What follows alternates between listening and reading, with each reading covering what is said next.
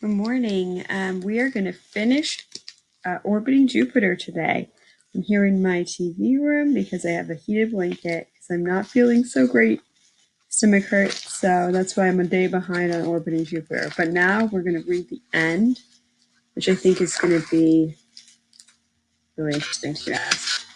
So when we read last time, chapter 7, Joseph had left and East Hammond was going to look for Jupiter.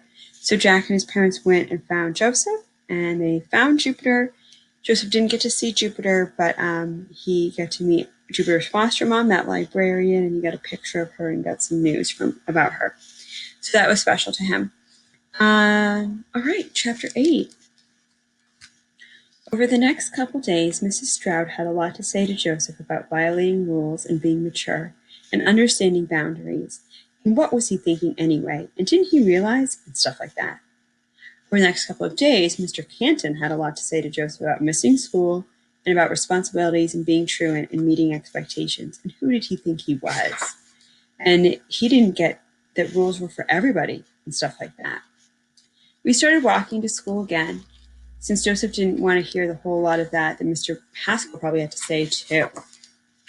My father said it was all right to walk. What Joseph did want to hear, though, was anything about Jupiter. The librarian kept her promise. She wrote to Joseph every week.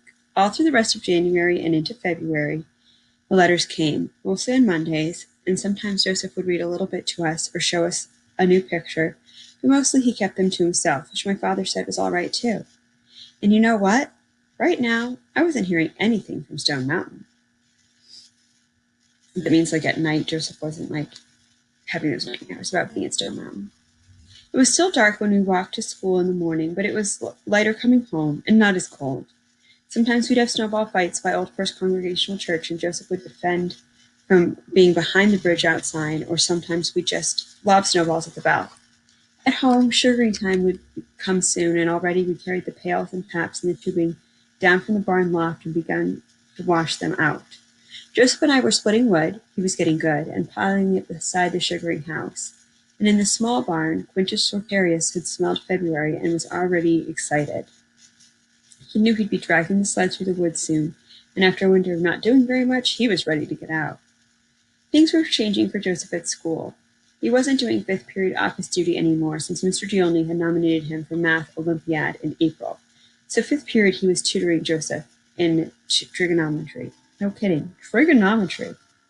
In PE, Coach Switek put Joseph in charge of his own squad of kids who wanted to go out for track and field in the spring. Joseph worked them in the field stuff, high jump and broad jump and even pole vault, and he was so good that no one minded that a kid was coaching them. Except I didn't think Mr. Canton liked it. Once he came to class and he did a whole lot of pointing at Joseph, who was showing John Wall and Danny Nations and his earbuds how to pile up the high jump pads. But Coach Switek said something I think the class wasn't supposed to hear, and Mr. Canton left pretty quickly. I wondered if Joseph was supposed to hear it, though. And Mrs. Holloway in Language Arts was calling on him a lot, I think because she saw Joseph reading Walden. She asked him if he liked it, and he said he already read it once, and he was reading it again.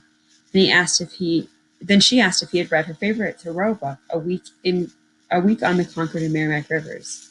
And he said, A Week on the what? And she took him to the library and they checked it out together. You know how teachers are. If they get you to take out a book they love too, they're yours for life. So true. In the third week of February, on Monday, after Joseph finished reading the letter from the librarian that was waiting for him, and it was a good one, you could tell, we went out with my father and tapped 36 trees. These pails will fill pretty quick, he said. I don't know what we ever did without you, Joseph. He said it just like that. Just like that. But after he said it, Joseph looked at him. Think we can put another 24 in tomorrow? My father said, Someday Jupiter would love to do this, said Joseph.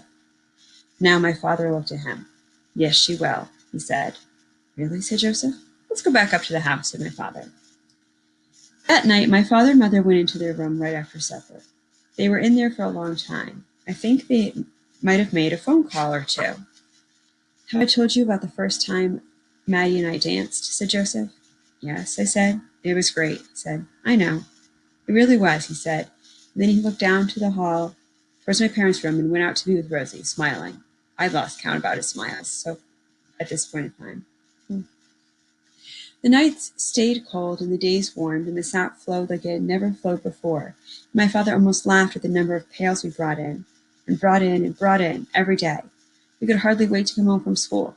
Joseph said it was almost worth taking the school bus for, but not quite.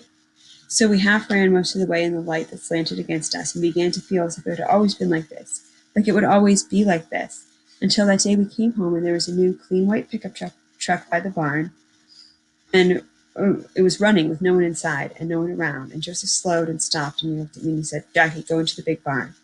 "Why?" "Just do it, okay?" He gave me his books and looked up at the pickup and went inside. I went into the barn, put our books down on the grain bins, and went to rub Rosie's rump, even though she'd rather have Joseph do it. And I waited. I rubbed Dahlia's rump. She didn't care who rubs her rump. She just keeps chewing. And I waited. Went back to the grain bins, and then I heard my father yet holler, "No!" and then again, "No!" and that was all I needed. Here's what I saw when I slammed into the kitchen less than 1 second later. My mother was standing behind Joseph with her hands on his shoulders. Joseph was crying. His face was all wet. His father was standing in front of the two of them. My father was standing by the door, so close I almost ran into his back. And in his hand, I saw it just for a second, the blue metal of a gun. Then Joseph's father had his arm around my chest, and he dragged me against him, and my father took a step toward us, and Joseph's father jerked me tight and said, "Stop," and my father did. I could smell Joseph's father, the stink of his sweat, the sick sweet of what he'd been drinking. "This changes things," he said. No one spoke. "This changes things," he said again. He leaned towards my father. "It sure does. All I want's my boy, same as you." "We want what's best for our boys," said my father. I could tell he was trying to sound calm, but he wasn't. "We both want what's best, but this isn't the way to do it." "This is my way," said Joseph's father. And then Joseph, from somewhere deep in his gut, screamed, "You sold her! You freaking sold her!" "I made her an arrangement," Joseph's father said. "You weren't going to get her, and we needed a new truck. I'm not a do-good fool, like them." He pointed to my parents. Joseph screamed again, not even words this time. He screamed at his father like something had ripped deep inside him. And suddenly he pulled away from my mother, and if my father hadn't grabbed him, he would have come at us. My father held Joseph from behind, held him as he cried and sobbed, and held him as he went down on the floor. And when Joseph sobbed into silence, his father said, "Done now, kid?" Joseph looked at him. "Get in the truck." Joseph stood up. My father held his arm. "Get in the truck," his father said. My father pulled Joseph behind him. "You're going to get in that truck," my father said. "You're going to let my boy go, and you're going to get in your truck, and this is going to end." But Joseph's father held me even tighter. "You think you're in charge here?" He held his hand out and showed the gun, and then placed it against my side. A cry jolted from my mother. I think that was when I was about to wet my pants. "Give me my boy, and we'll be gone." My father said, "How far do you think you'll get? 10 miles? 15? Maybe all the way to the state border? But they'll be watching for you there. A truck like yours, they'll find it easy." "So maybe I'll take both of them," Joseph's father said.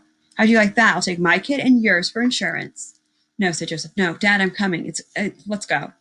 He came out from behind my father. "Let's go, Dad. Leave him here. Let's leave them all here and go." His father's arm around me relaxed a little. Joseph came up to us slowly. "Let's go," he said. He almost whispered it. I felt the gun move away from my side. Joseph took my arm and pulled me away from his father. "Dad, let's go." He put his hand on my back and nudged me towards my father. "And Joseph?" Joseph took his father's arm. "Come on." And they went through the door and outside. "Let's go." The doors closed. My father ran to the phone and my mother to me. I watched through the window as Joseph and his father got in the pickup. The door slammed and the pickup whipped around and away. Not before Joseph looked back one more time and he saw me, and then he was gone. They weren't 10 seconds out of the yard before my father had the police on the phone. Here's what we guess happened next. Joseph's father was probably driving a whole lot faster than he could handle. Mr. Canton was driving out of school and was about to turn right by Old First Congregational when he saw the white pickup truck coming toward him. He braked and skidded onto the ice into the middle of the road. Joseph's father hit him square. He jammed Mr. Canton's car over the embankment and into some trees, which kept it from rolling completely. Then he turned in front of Old First Congregational Church and went through the bridge outside and onto the Alliance Bridge. They didn't even make it halfway. The rotted timbers collapsed and the pickup fell between the girders, and then it went out through the ice and was gone.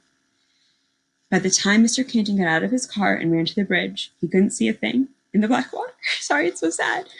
Neither could the police. No one could see a thing. They didn't get the pickup out of the river for 2 days. My father wouldn't let me go, but he went. He said Mr. Canton opened the frozen door on Joseph's side. But it was my father who carried Joseph out of the truck, and that was all he would tell me. The funeral service for Joseph was 3 days later. Mr. Diolny was there, Mr. Canton, Miss Holloway, Coach Swiatek, who cried the whole time, my father and mother, the librarian who sat in the back, and Pastor Greenleaf from the Baptist Church outside Lewiston, Mrs. Stroud, Ernie Hupford, John Wall, and Danny Nations without his earbuds, and that was all. We met in the side of the chapel of First New Congregational Church because there were so few of us. We didn't sing, but Mrs. Ballow played the organ quietly throughout everything. Reverend Ballow asked if anyone had anything they'd like to say, and my father looked at me, but I didn't want to say anything in front of people. I might cry. So Reverend Ballow read some verses and talked about them, and he said something about angels, and he stopped for a little while, and he said really quietly, "Where the hell were they?" And then we prayed a long time.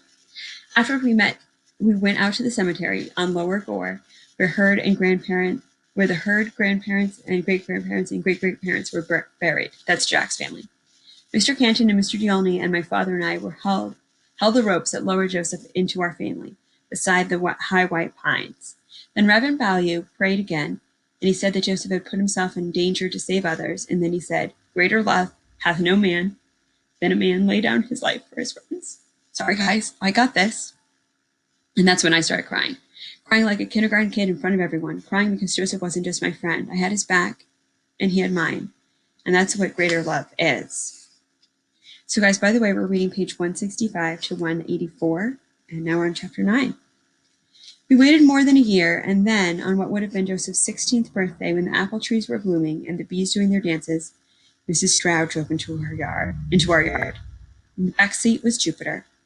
As soon as the door opened, and Mrs. Stroud got her unstrapped, Jupiter was out and sort of waddling around, looking at everything, touching everything, smelling everything, as if she had a whole lot of time to make up for it. She wasn't going to wait a second.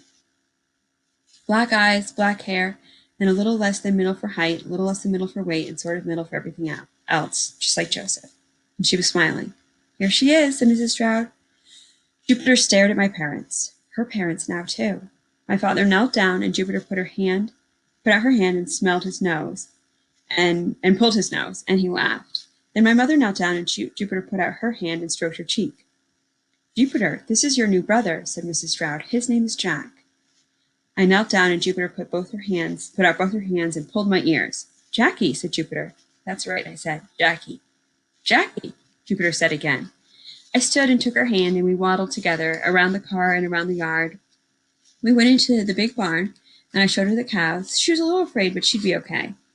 And then went out to the far field near where Quintus Sorterius was grazing, and looking like he didn't want to do anything else, but he perked up velvet ears when he heard Juniper squeal. And then we came out to the yard again, and Juniper smiled and laughed, and she waddled around my parents. Then she stopped and held up her hands, and she said, "Jackie." I knelt down, and Jupiter got on my back. She closed her little arms around my neck. I stood and hefted her up. She held her head against mine. "Jackie," she yawned. "Jackie." "Jupiter," I whispered back. "Jupiter, I promise I'll always know where you are." "Jackie," she said again. And then I carried her into our house. The end. Crazy. So I'll start recording a new book called Ghost Boys tomorrow. Thanks for listening.